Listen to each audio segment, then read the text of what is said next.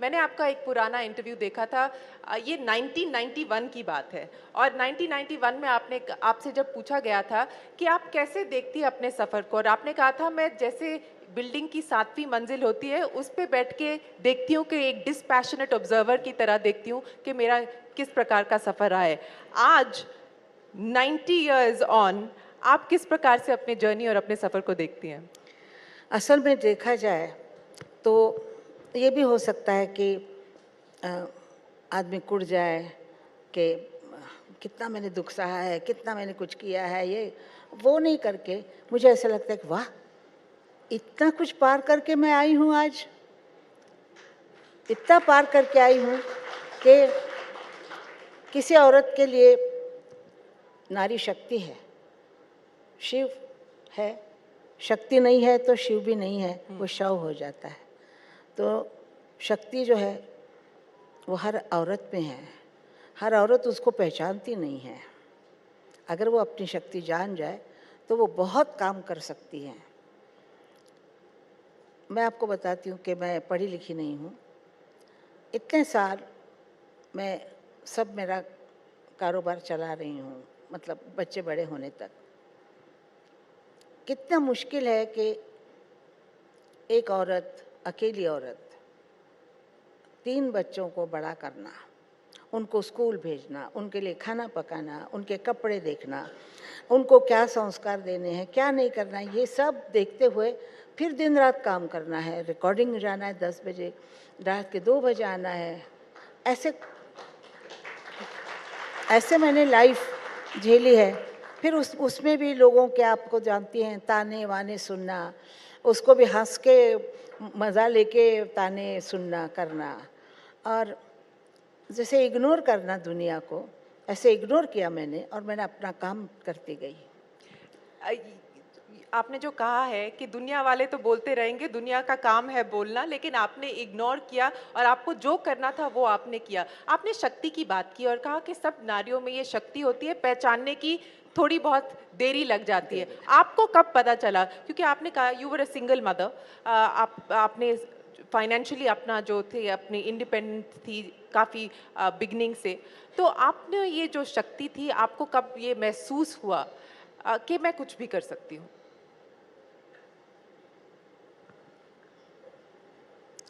काफ़ी लेट हुआ, मतलब 19-20 साल में ये मुझे लगा कि मैं, जब मुझे मतलब अलग हो गई, हो कर दिया, फिर उसके बाद मैं अकेली खड़ी थी सड़क पे और मैं सोच रही थी मैं अब कहाँ जाऊँ, कहाँ जाऊँ, क्या करूँ। तो एक अपना गला ही अपने साथ है, तो फिर आगे काम चलाती रही और बच्चों को लेके कैसे मैंने, क्या ज़मीन, कैसे फ्लैट लिया, क्या किया, काफ़ी लंबा मामला है, तो ये मैं छोड़ देती हूँ। लेकिन मैंने बच्चों को बहुत अच्छी तरीके से बड़ा किया, क्योंकि मैं काम करती थी उनके लिए। मुझे अगर कोई पूछे कि तुम किस लिए काम करती हो, तो मैं बोलती थी मुझे पैसा चाहिए, क्योंकि मुझे बच्चों को बड़ा करना है, सिर्फ गाने से खाना नहीं मिलता है। तो मुझे पैसा चाहिए था, क्योंकि पैसा बिल्कुल नहीं था मेरे पास। तो पैसे के लिए मैंने काम किया, जो काम मिला वो करती गई। इस बेटे के बाप ने मुझसे कहा था कि दाने फेंकते जाओ, कभी ना कभी पेड़ आएगा ही आएगा, कोई ना कोई पेड़ आएगा, ये उन्होंने कहा था।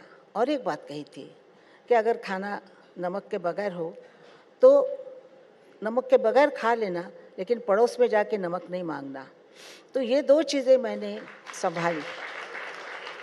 इन उन 2 चीज़ों से मैंने किसी के सामने कभी भी हाथ नहीं फैलाया, काम के लिए भी नहीं हाथ फैलाया और काम करती गई। बस मैं बोलती थी कि पैसा मिले चाहे नहीं मिले, मैं गाऊंगी ज़रूर, कोई ना कोई पेड़ ज़रूर आएगा। तो ऐसा ही हुआ, कोई ना कोई अचंभे से गाना चल पड़ा और फिर आशा भोसले सबको पता हो गई। बिल्कुल। और आशा जी, मैं आपसे ये जानना चाहूँगी कि जब हमने आपकी अभी फ़िल्म देखी और इतने सारे जो फ़िल्म स्टार्स हैं जिनकी आप आवाज़ बनी है, मधुबाला से लेके माधुरी दीक्षित तक, उर्मिला मातोंडकर से लेके ज़ीनत अमान तक, और इतना बड़ा आपने जो सफ़र तय किया है। लेकिन आपकी एक जो डिस्टिंक्ट क्वालिटी रही है और काफ़ी कंपैरिजंस भी होते रहे होंगे आपके और लता जी के बीच में, लेकिन आपने एक कॉन्शियस डिसीजन किया था कि वो उनका स्टाइल है, आपका स्टाइल अपना होना चाहिए। तो ये आपने कैसे अपने ज़हन में ये तय किया था और उस स्टाइल को आप फिर कैसे होन करती गई? क्योंकि इतने सारे किरदारों के लिए आपने आवाज़ दी है, इतनी सारी महिलाओं के लिए आपने आवाज़ दी है, तो वो प्रोसेस कैसा होता है कि अब मैं ज़ीनत अमान के लिए कैसे गाऊँ, माधुरी दीक्षित के लिए कैसा गाऊँ, मधुबाला के लिए कैसे गाऊँ? बचपन से हम बहनों की आवाज़ एक थी, तो मैं अगर उसके जैसा ही गाती तो मुझे कोई नहीं बुलाता। वो अगर बोलते कि जी लता है तो आशा का क्या काम है, आशा तो इतना अच्छा नहीं गाएगी लता जितना गाती है, ऐसे तो लोगों में होता ही है। तो हमारे में कहावत है कि नकटं व्हावं पण धाकटं होऊ नये। मतलब नकटा होना अच्छा है लेकिन छोटा होना, बहन छोटी बहन जो होती है ना उसको हमेशा छोटा गिना जाता है। तो ये हमेशा से हुआ है। तो मैंने अपनी स्टाइल बदल दी, कहा कि दीदी जैसा नहीं गाना है, दीदी जैसा उसको नकल नहीं करनी। आज बहुत नकलें होती हैं उनकी, तब से लेके नकल हो रही हैं। तो नकल नकल होती है, असल असल होता है। तो मैंने अपना असल बनाना चाहती थी। मैं आशा भोसले अपना नाम कायम करना चाहती थी। तो इसलिए मैंने अलग अलग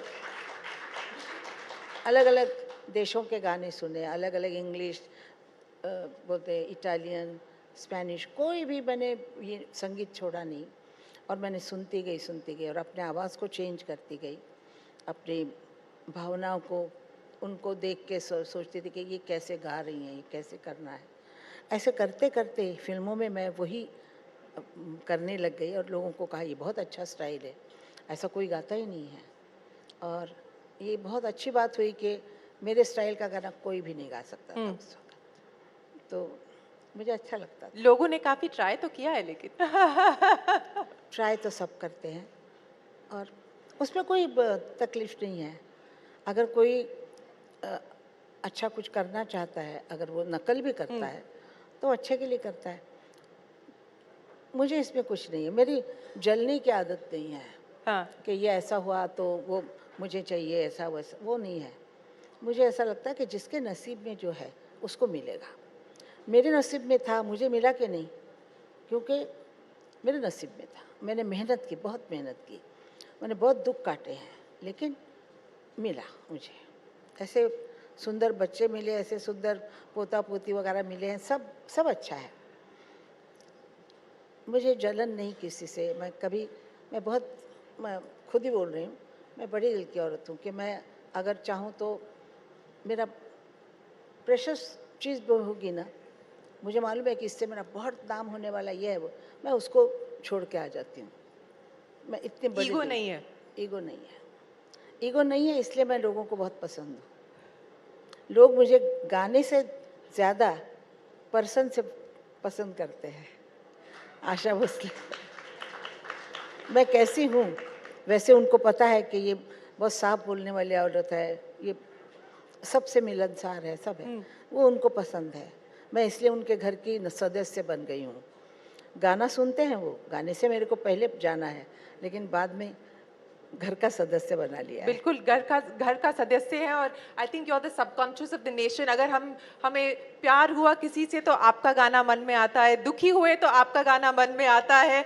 जो भी एक इमोशनल जो जर्नी होती है हमारे जहन में, आपके गाने तो ज़रूर याद आ जाते हैं। लेकिन आशा जी, मैं आपसे ये पूछना चाहूँगी, आज आपकी ग्रैंड डॉटर यहाँ पे है, she is also attempting to get into the music business and आप उनसे क्या कहती हैं जब आपकी कॉन्वर्सेशन होती है, वो कहती हैं कि उन्हें भी आपके जैसे बनना है और आपकी जैसे सफ़र करना है, तो आप उन्हें क्या कहती हैं? वो मेरे से बहुत ज़्यादा टैलेंटेड है। आपसे ज़्यादा टैलेंटेड है? क्योंकि वो कथक डांस 5 साल से सीखी है, उम्र की 5 साल से।